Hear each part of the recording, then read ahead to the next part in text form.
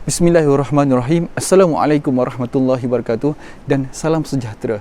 InsyaAllah tuan-tuan dan puan sekalian, pada video kali ini saya akan kongsikan berkenaan tentang salah satu topik yang dibicarakan dalam konsep magnet rezeki, iaitu oleh Ustaz Nasrullah, iaitu berkenaan tentang cara untuk kita cepat dapat anak, insyaAllah. Jadi tuan-tuan dan sekalian, apa yang menyatakan bahawa Allah SWT, anak ini adalah milik Allah SWT, adalah urusan Allah SWT, sama ada besar, kecil, jantina, lelaki, perempuan dan sebagainya.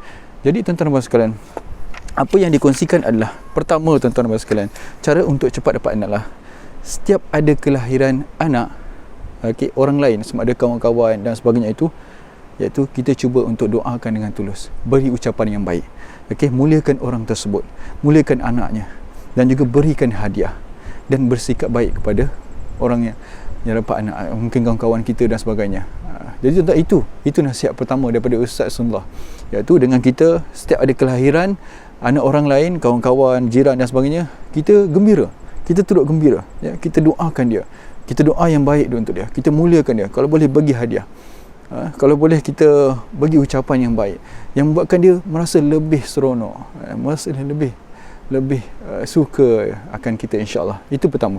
Yang kedua, tipsnya adalah setiap kita berjumpa dengan anak orang lain, ya, sayangi dan muliakan anak tersebut, baik sesiapa sekalipun.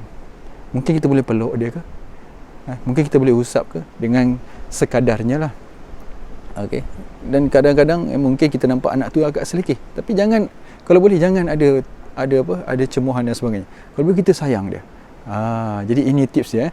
Yang ketiga, sering-seringlah berdoa, iaitu doanya apa, insyaAllah saya akan kongsikan. Iaitu pertama, anda boleh lihat surah Al-Imran ayat 38, ini pertama.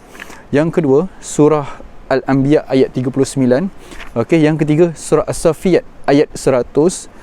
Kemudian yang keempat, surah Al-Ahqaf ayat 15. Dan kemudian surah Al-Furqan ayat 74.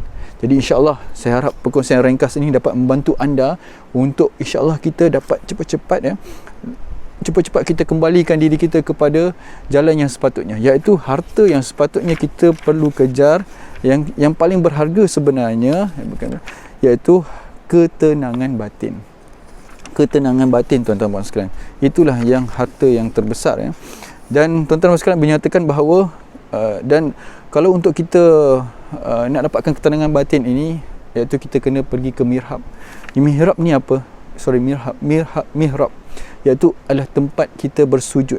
Tempat sujudnya ada di dalam hati kita.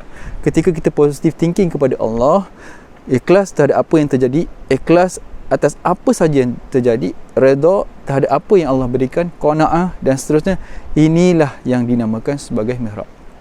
Jadi kenapa saya selalu sebut tentang magnet rezeki ni, tuan-tuan sekalian? Kerana orang Islam dia ada, bukan sekadar tergantung kepada hukum sebab dan akibat.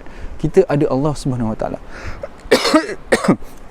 Bila mana Allah SWT kata jadi, maka jadilah.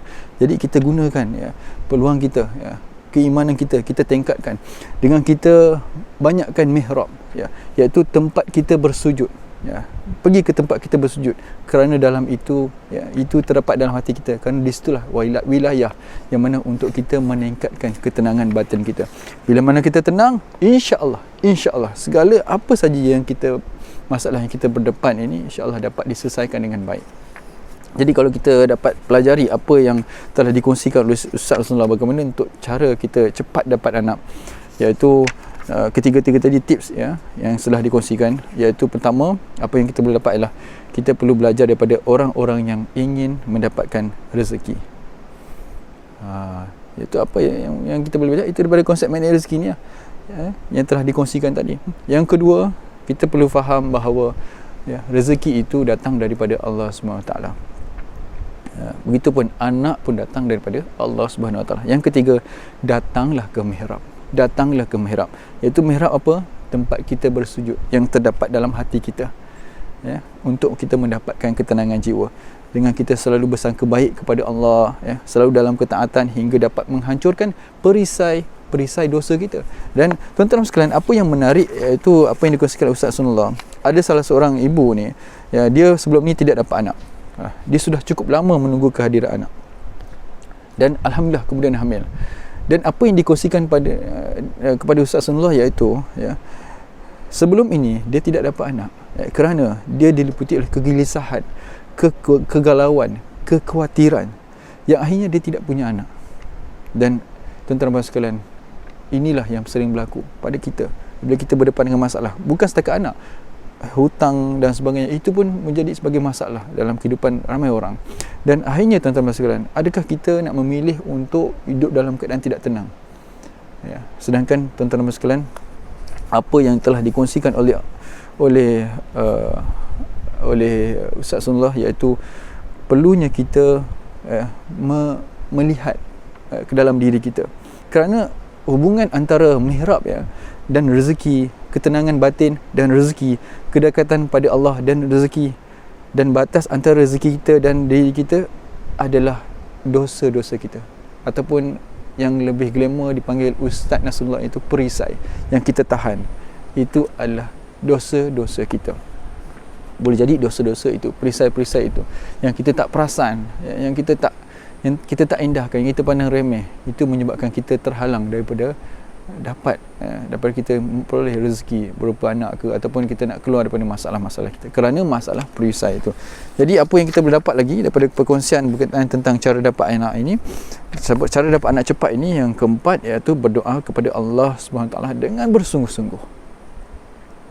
Jadi insya-Allah yang kelima iaitu Allah SWT akan mengirimkan kabar yang gembira kepada anda apabila anda telah apply segala tips ni, insya-Allah, dan maka anda pantas mendapatkan anak daripada Allah SWT. Kalaupun anda tidak dapat belum dapat semua insya-Allah pasti akan baik-baik saja. Anda jangan keluar dari prasangka kepada Allah, dan jangan keluar dari terumbu karang ataupun merosakkan hubungan anda dengan sesiapa pun. InsyaAllah bila kita apply tips-tips ni, pertama tadi, setiap ada kelahiran anak orang lain, doakan dengan tulus, muliakan orang tersebut, berikan hadiah. Yang kedua, setiap berjumpa dengan anak orang lain, sayangi dan muliakan anak tersebut. Yang ketiga, sering-seringlah berdoa.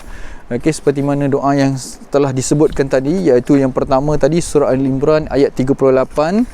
Yang kedua, anda boleh baca surah Al-Anbiya ayat 39. Lagi anda boleh baca lagi surah Al-Ahqaf ayat 15. Surah Al-Furqan ayat 74. Jadi insya-Allah dengan kita apply segala tips yang dikongsikan oleh Ustaz Sanullah ini, semoga kita semua akan sentiasa mendapatkan keberkatan yang berlimpah, dan insya-Allah rezeki yang baik, mungkin anak-anak yang soleh, dan akan menjadi pewaris kepada keluarga kita, insya-Allah. Kalaupun tidak ada anak, tak apa, semoga kita menjadi pembangkit, memberi inspirasi kepada orang lain, masyarakat di luar sana, insya-Allah. Dan itu akan berterusan, ilmu yang orang lain amalkan sampai kiamat, insya-Allah akan dapat saham kepada kita, insya-Allah. Jadi sila kongsikan kepada ramai orang, insya-Allah. Jika anda rasa video ini bermanfaat, sila subscribe untuk terus dapatkan inspirasi, insya-Allah. Dan sila komen jika ada sebarang komentar, ada pandangan dan sebagainya. Kita jumpa lagi di video akan datang. Saya doakan agar anda sentiasa kaya, bahagia, berjaya di dunia dan juga di akhirat. Assalamualaikum warahmatullahi wabarakatuh. Salam sejahtera.